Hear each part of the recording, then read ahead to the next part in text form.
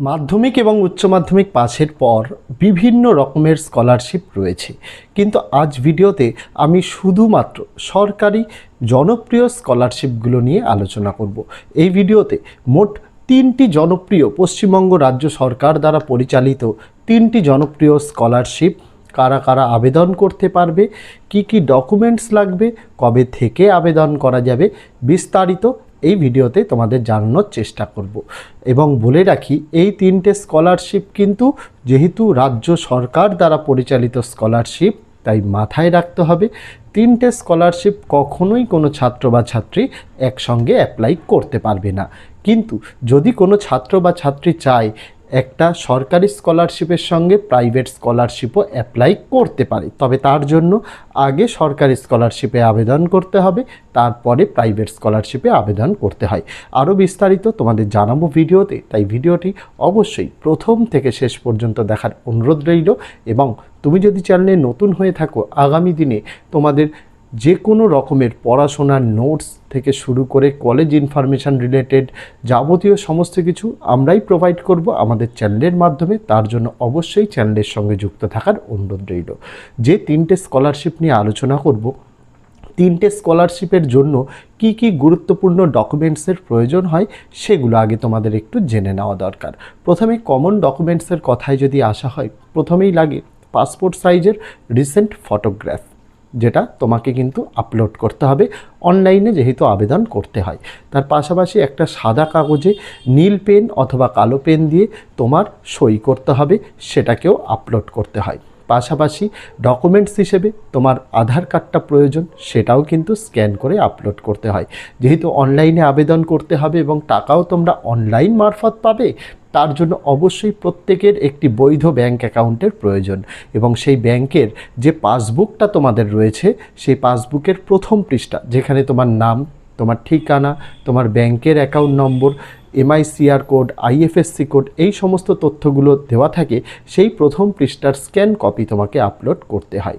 পাশাপাশি তুমি পশ্চিমবঙ্গের বাসিন্দা, তার প্রমাণ তোমাকে দিতে হবে, যেটা তোমার আধার কার্ডের মাধ্যমেই হয়ে যাবে।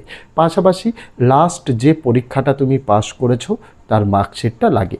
লাস্ট মাধ্যমিক পরীক্ষা পাস করে থাকলে মাধ্যমিকের মার্কশিট, উচ্চ মাধ্যমিক পরীক্ষা পাস করে থাকলে উচ্চ মাধ্যমিকের মার্কশিটটা তোমাদের লাগে।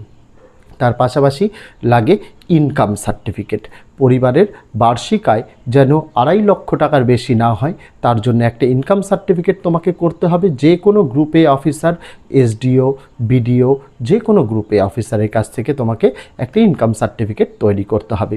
এই বিশেষ জিনিসগুলি তোমাদের কিন্তু স্কলারশিপে আবেদনের জন্য লাগবে এবং এই জিনিসগুলোকে তোমাদের কিন্তু আগে থেকেই হাতের কাছে রাখতে হবে। এবার আসবো প্রথম যে স্কলারশিপ। প্রথম স্কলারশিপ আমাদের রাজ্যের সবথেকে বেশি জনপ্রিয় স্কলারশিপ, সেটা হচ্ছে Swami Vivekananda merit cum means scholarship.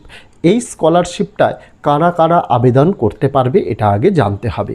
এই স্কলারশিপে আবেদনের জন্য তোমার লাস্ট পরীক্ষায় 60% নম্বর বা তার বেশি নম্বরের প্রয়োজন। যেমন তুমি যদি মাধ্যমিক পরীক্ষা দিয়ে থাকো, ক্লাস 11-এ উঠেছো, সেই ক্ষেত্রে তোমার নম্বর 420 বা তার বেশি হতে হবে। আর তুমি যদি ক্লাস 12 পাস করে থাকো, অর্থাৎ HS পাস করে থাকো, অপেক্ষায় আছো কলেজে ভর্তির জন্য, তাহলে তাদের ক্ষেত্রে কিন্তু এই একই 60% নম্বর মানে 300 বা তার বেশি নম্বরের কিন্তু প্রয়োজন হয়।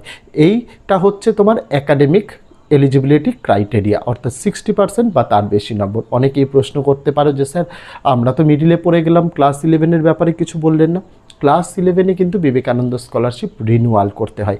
যারা বিগত বছরে টাকা পেয়েছে, অর্থাৎ বিগত বছরে অ্যাপ্লাই করেছিল, এবছরেও ক্লাস 11-এ যাদের 60%-এর বেশি নম্বর রয়েছে, তারা রিনিউয়ালের আবেদন করতে পারবে। তাছাড়া ক্লাস 11-এ নতুন করে কিন্তু আবেদন করা যায় না, এটা তোমাদের বুঝতে হবে।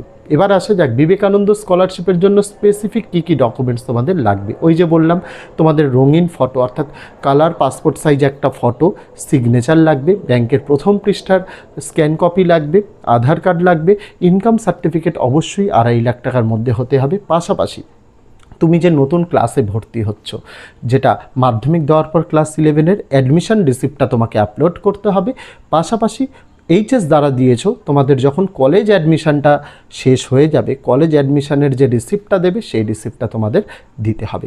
এবার প্রশ্ন আসে যে স্যার বিবেকানন্দ স্কলারশিপে বার্ষিক কত টাকা? মাধ্যমিক ছাত্রছাত্রী যারা পাশ করেছে, ক্লাস 11-এ উঠেছে, তাদের বছরে এককালীন 12,000 টাকা দেওয়া হয়। আর উচ্চ মাধ্যমিক পাশ করার পর কলেজে গেলে এই টাকাটা বিভিন্ন ক্ষেত্রে বিভিন্ন রকম। যেমন উচ্চ মাধ্যমিক পাশ করার পর যদি কেউ নর্মাল পাস কোর্স করে থাকে সেটা, বা অনার্স কোর্সও যদি করে থাকে সেটা যদি আর্টস বা কমার্সে হয়, এই ক্ষেত্রেও বছরে 12,000 টাকা। সায়েন্স নিয়ে যদি কেউ পড়ে 18,000 টাকা। কেউ যদি ইঞ্জিনিয়ারিং করে বা মেডিকেল লাইনে যায় তাহলে কিন্তু বছরে 60,000 টাকা স্কলারশিপ দেওয়া হয়। তার জন্যই এই বিবেকানন্দ স্কলারশিপটা সবথেকে জনপ্রিয় স্কলারশিপ। এবার আসা যাক এই স্কলারশিপের আবেদন কবে শুরু হবে। মোটামুটি যা খবর পাওয়া যাচ্ছে এই স্কলারশিপের আবেদন কিন্তু আগস্ট মাসের শেষ বা সেপ্টেম্বর মাসের শুরুতে কিন্তু শুরু হওয়ার কথা রয়েছে। তাই এই স্কলারশিপটা যাদের যাদের নম্বর রয়েছে অবশ্যই তোমরা কিন্তু আবেদন করবে, এককালীন টাকাটা তোমরা কিন্তু পাবেই পাবে। এবার আসবো রাজ্যের দ্বিতীয় যে অত্যন্ত জনপ্রিয় স্কলারশিপ, যারা বিবেকানন্দ স্কলারশিপ পায় না, অর্থাৎ যাদের 60% নম্বর নেই, তার কম রয়েছে কিন্তু 50%-এর বেশি। একটু বুঝিয়ে বলি, স্কলারশিপটার নাম হচ্ছে নবান্ন স্কলারশিপ। বিগত 2 বছর ধরে এটা অনলাইনেও আবেদন শুরু হয়েছে, অফলাইনেও করা যায়। তো এই আবেদনের জন্য তোমাদের বলে রাখি আগে তোমাদের ক্রাইটেরিয়াটা কী। তোমার মাধ্যমিকে নম্বরটা 50%-এর বেশি থাকতে হবে কিন্তু 60%-এর কম। 60% বা তার বেশি হওয়া মানে তো তুমি বিবেকানন্দ স্কলারশিপ আবেদন করবে।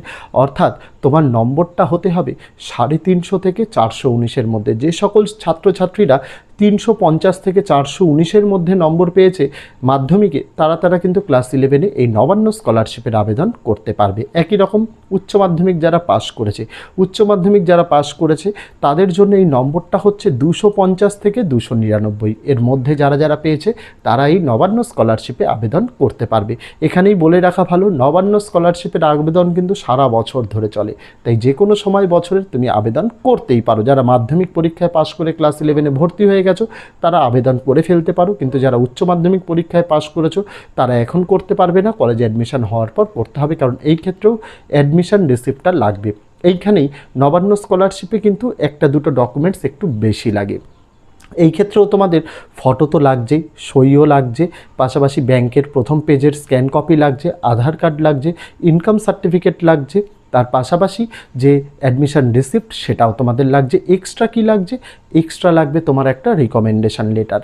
যারা কর্পোরেশন বা মিউনিসিপ্যালিটিতে থাকে তাদের জন্য এমএলএ বা এমপির একটা রিকমেন্ডেশন লেটার লাগবে, সেটা এমএলএ এমপির কাছে গিয়ে বললেই তোমাদের দিয়ে দেবে। আর যারা গ্রামে থাকে, পঞ্চায়েত রয়েছে, তাদের পঞ্চায়েতের তরফ থেকে একটা কিন্তু রিকমেন্ডেশন লেটার লাগবে।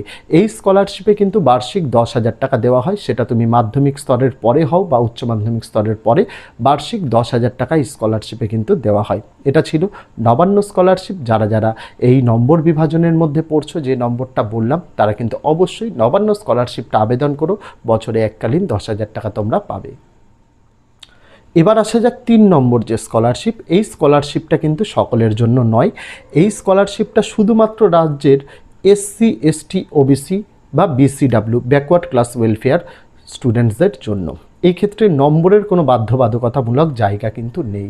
অর্থাৎ যাদের SC, ST certificate, OBC certificate, তারপরে বিসিডাব্লিউ সার্টিফিকেট রয়েছে বা ইসিডাব্লিউ সার্টিফিকেট রয়েছে, ইকোনমিক্যালি উইকার সেকশন, তারা কিন্তু এই স্কলারশিপের আবেদন করতে পারবে। ওয়েবসাইটের নাম www.oasis অর্থাৎ oasis.wbgov.in। এইখানে গিয়ে তোমাদের কিন্তু রেজিস্ট্রেশন করে আবেদন করতে হবে। এই ক্ষেত্রেও বিবেকানন্দ স্কলারশিপে যা ডকুমেন্টস লাগবে সেম ডকুমেন্টসই কিন্তু তোমাদের দিতে হবে।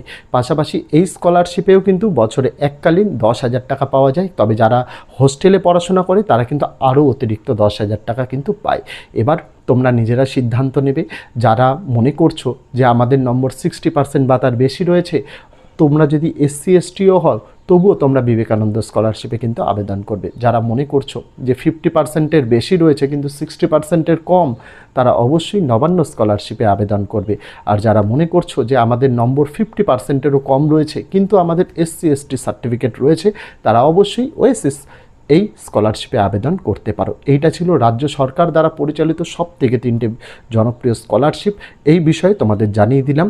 ওয়েসিস স্কলারশিপও কিন্তু চালু আছে, তোমরা কিন্তু আবেদন করতে পারো। তবে এইচএস যারা পাশ করলে তারা কিন্তু কলেজ অ্যাডমিশনের পরেই কিন্তু তোমাদের আবেদন করতে হবে। আপাতত স্কলারশিপ নিয়ে একটা সার্বিক ধারণা তোমাদের দিলাম। তোমরা এবার সিদ্ধান্ত নিতে পারবে তোমরা কোন স্কলারশিপের জন্য আবেদন করতে পারবে। তো দেখা হচ্ছে তোমাদের সঙ্গে আগামী দিন অন্য কোনো বিষয়, অন্য কোনো ভিডিও নিয়ে। ততদিন সকলে ভালো থেকো, সুস্থ থেকো।